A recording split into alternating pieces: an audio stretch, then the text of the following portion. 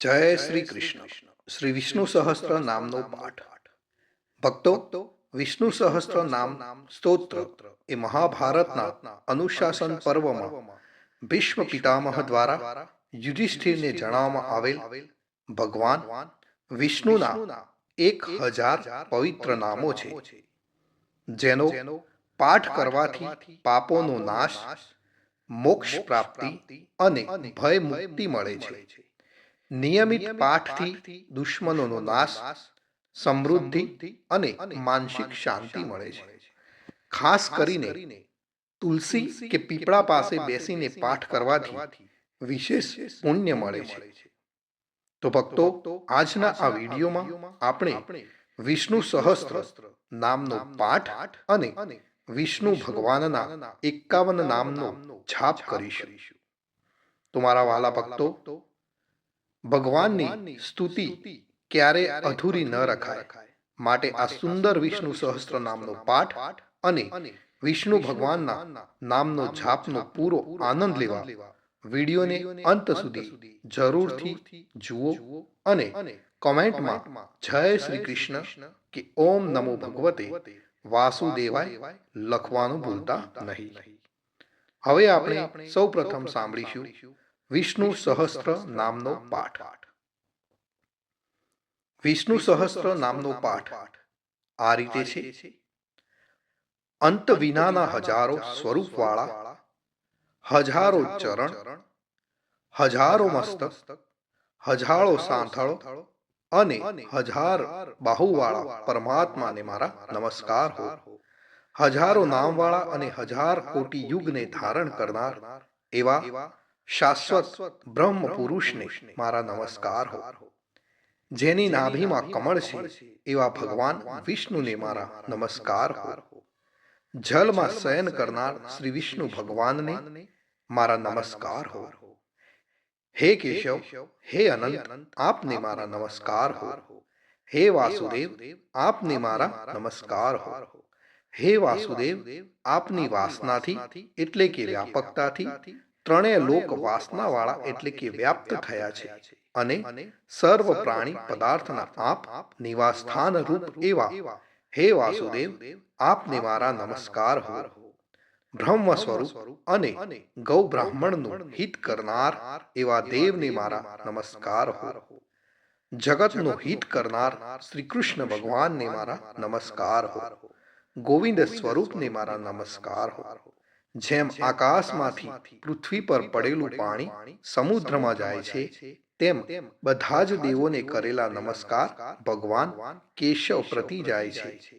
જેમાં શ્રી હરિનું ભજન પૂજન થાય છે એવા આ માર્ગ નિષ્કંટક છે અને શ્રી હરિના ભજન પૂજન વિનાના માર્ગને કુમાર્ગ જાણવો.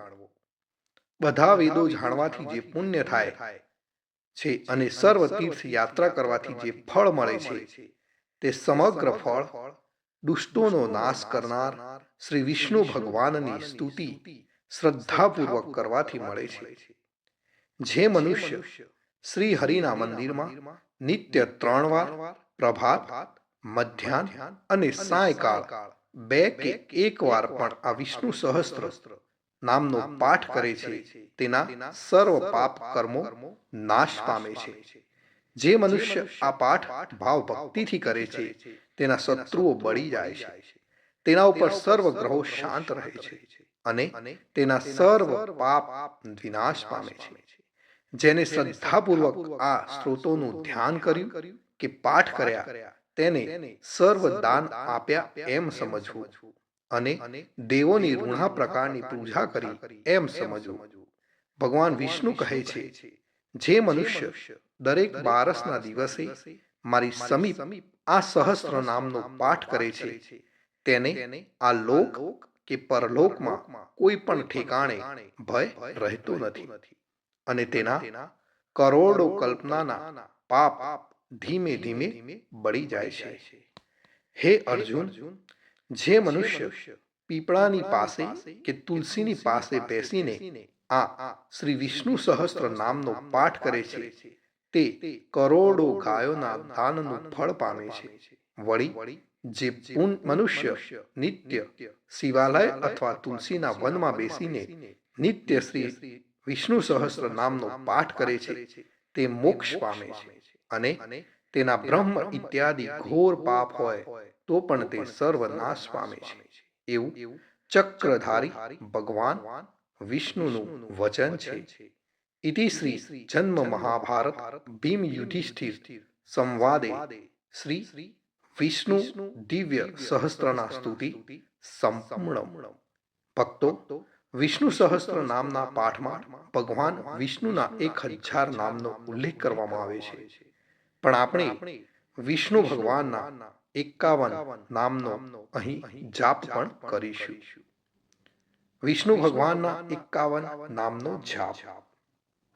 ઓમ વિષ્ણવે નમઃ, ઓમ ભૂતાત્મને નમઃ, ઓમ પરમાત્મને નમઃ, ઓમ પુરુષાય નમઃ, ઓમ અક્ષરાય નમઃ, ઓમ યોગાય નમઃ, ઓમ શ્રીમતે નમઃ, ઓમ કેશવાય નમઃ, ઓમ પુરુષોત્તમાય નમઃ, ઓમ શિવાય નમઃ, ઓમ સંભવાય નમઃ, ઓમ ભાવનાય નમઃ, ઓમ ઈશ્વરાય નમઃ, ઓમ પદ્મનાભાય નમઃ, ઓમ અમરપ્રભવે નમઃ, ઓમ શાશ્વતાય નમઃ, ઓમ કૃષ્ણાય નમઃ, ઓમ પવિત્રાય નમઃ, ઓમ પ્રાણદાય નમઃ, ઓમ પ્રાણાય નમઃ, ઓમ માધવાય નમઃ,